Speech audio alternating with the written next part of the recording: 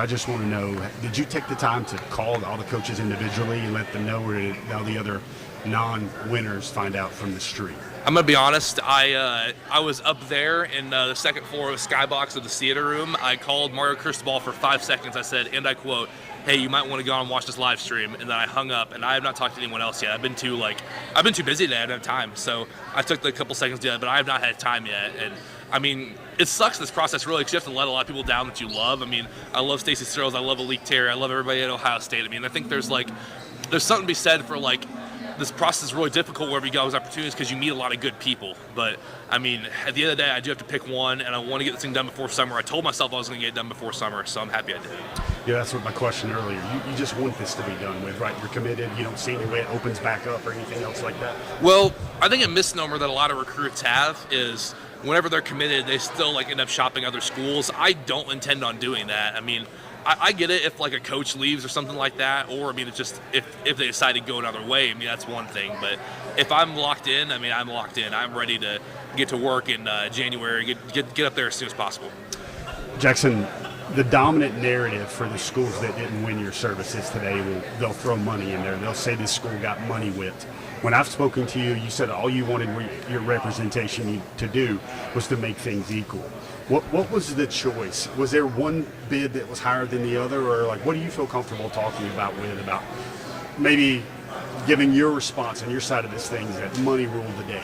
Well, I think my response to it is it's not the same narrative people like Pete Nakos are pushing right now. I mean, I think there's just a false narrative that's why I'm choosing, and I think that, I mean, I think relationships won out with Miami. That was kind of what did it for me. I mean, they spent the most time with me.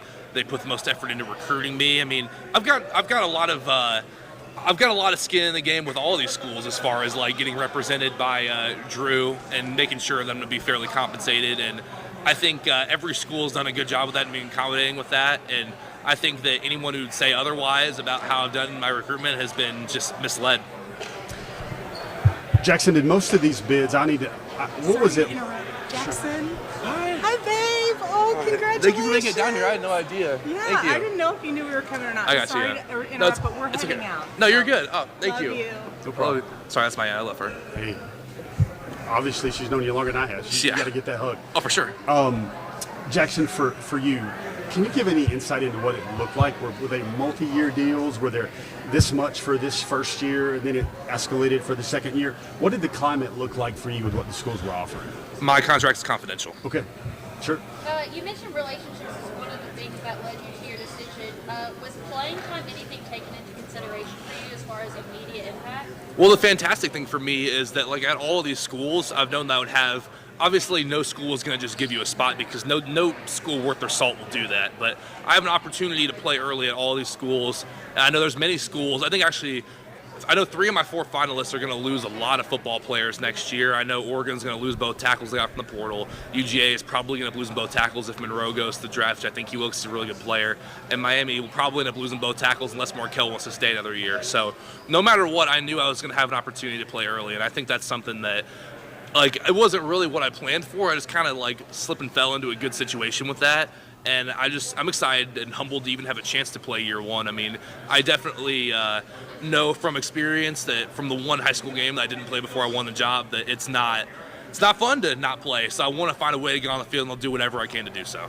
Jackson, what did that last trip to Georgia look like and feel like with Jared? What was the final pitch they gave you? Well, I mean, I had a great time with those guys. There's a lot of good people in Georgia. And again, tying back to what I said about it's hard to please everybody in this process because, I mean, Jared's a great dude. I love spending time with him. I think that I spent time with Drew Bobo that weekend. Very quality dude.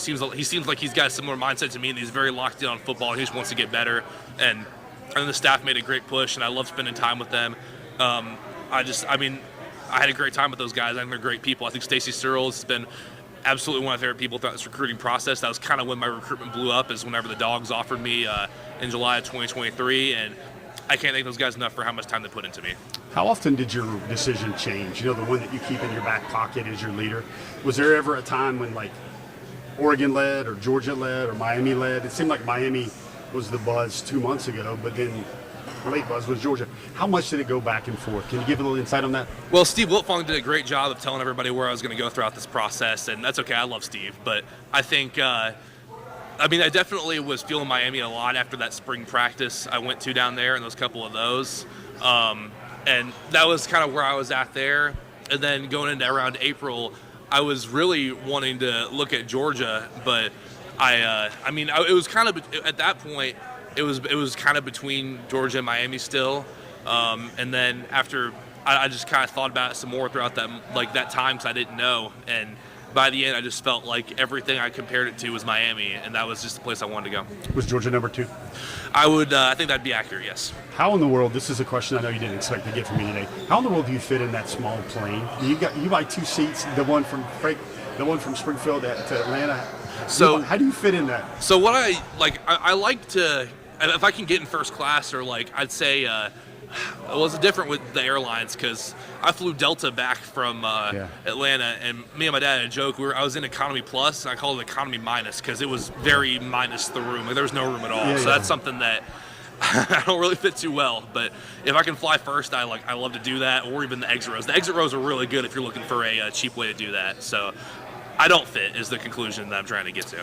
You were the number 1 player that had an NFL super agent as your guy. What is your advice to future high school recruits of your stature, of going with a guy that does this for the NFL?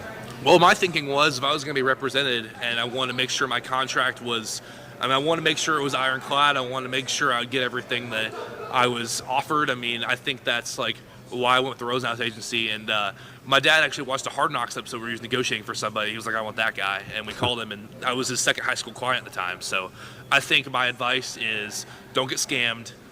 Don't do handshake agreements. I would get everything in writing, and that's it. There's a lot of stories where it's been on the players' end and on the school's end. You want to make sure that everything goes smoothly with that, and you want to make sure you're properly represented because you don't want to be taken advantage of. Can you put your finger on, you said you had a moment of clarity after getting on the plane or while on the plane. Can you put your finger on when you got dialed in that you were going to be a Cane?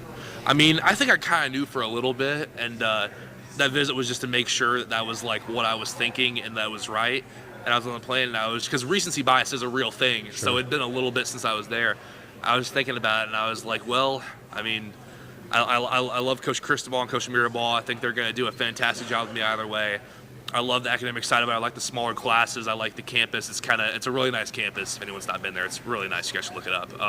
And it's, that's just something in my experience, whenever when you know, and at that point I just knew, and I figured there was no reason to wait on that. Jackson Cantwell, nation's number 1 prospect. Pretty solid dude. Thanks for taking some time. Thank you for covering me. It's been a pleasure. Yes, sir. Take it easy. Thank you, man. For sure.